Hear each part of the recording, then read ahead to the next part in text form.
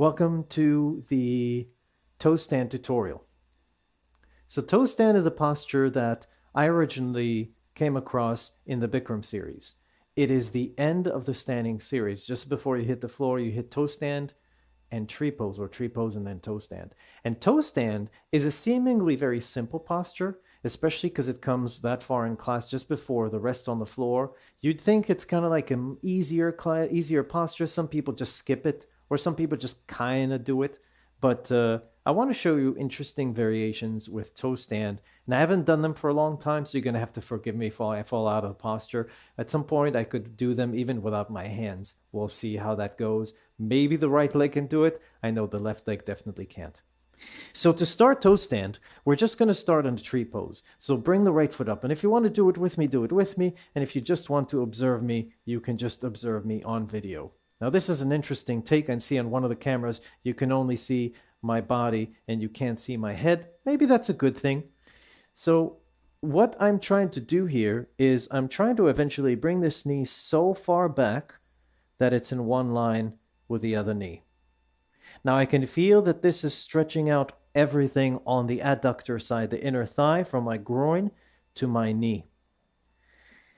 I turn sideways so you can see also the position of my spine. My back is a little straighter. One thing you'll notice that I'm leaning forward. I'm leaning forward because of all this tension that's happening in the front. I almost need to kind of feel like my body feels like it needs to counter it. So I'm going to bring it back. From this position, even for those people who can do it with both hands to the center of the chest, I recommend to hold the foot with your opposite hand from behind and to lift it higher. From here, the other hand comes to the center of the chest and you hinge forward with a square hip. And this could be a great stretch on its own. This is like what we did in class. And you touch the hand to the floor first, and then you can touch the other hand to the floor. Once both hands touch the floor, you can either bend the knee and sit the hip all the way down, or you'll have to walk your hands forward and bring the hands down. And I'm going to show you both variations. But once I'm sitting down on my heel, I'm going to show you side view. I'm sitting down on my heel and my both knees are in front of me. I'm going to try to get the knees to be in one line. So I'm going to try to drop this knee down. I'm not dropping the hip. I'm not tilting the body. I am relaxing the hip and I'm letting the knee sink towards the floor. Once I'm in this position, look at something that's not moving, usually right on the floor in front of you, and then play with lifting the fingertips off the floor. If the hands can come up to the center of the chest, there you go, that's your toe stand, and you balance on your toes. Now, one thing a lot of people do here is they think that, A, it's going to be held for a short amount of time, so they kind of try to wing it and pray that they don't fall out of the posture. But I have a couple of techniques that I've perfected over time that makes it a little easier to hold that position. If you think, and I just moved down because it's a lot to hold that position forever. If you think in the posture that between the toe and the top of the head there's a string, and that string is constantly getting taller, like there's a balloon at the top and it's pulling you up, and that line does not bend, it doesn't waver, it stays tight. The only thing that moves are the hips. So you have a wide base down here, and it can move side to side, it can sway, but this tension stays still. What happens is you absorb all the vibration into the hips, into the pelvis, and the spine can stay in the center unaffected, and then you can start moving the arms around and having some fun with this posture as well. I'm going to show you on the other side. So we're going to look at the other side with the other leg. Leg comes up. I'm going to come down a little faster this time with the hands in the center of the chest. I'm squaring my hips because I want to get the stretch in the hamstring of the leg. This time I'll walk the hands more forward, and look how far forward I can walk the hands to sit. I can walk the hands forward so much that there's plenty of space for me to bend the knee and sit the hip down. I can feel that the hip on this side is way tighter.